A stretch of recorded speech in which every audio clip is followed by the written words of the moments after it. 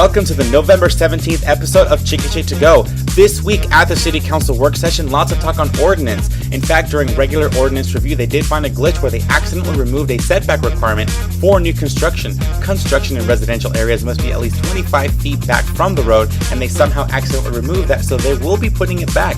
They also look at the ordinance on parking on your yard. The city manager looks at trying to find a compromise option they're going to propose in January or February to the City Council.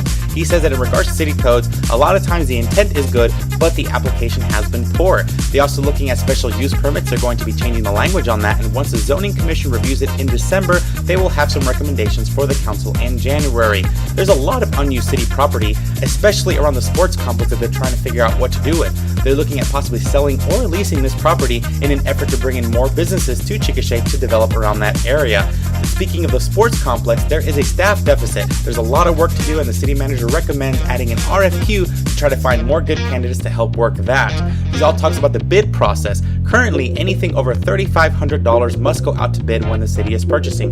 The city manager says that it's kind of difficult to make routine purchases and encourages the city council to increase the amount to make it a little easier to make purchases. He also talked about a discussion over giving local bidders preference instead of going to the lowest bid based on previous meeting discussions. He says that he is okay with going with either option, but urges the council to be cautious about which direction they want to go.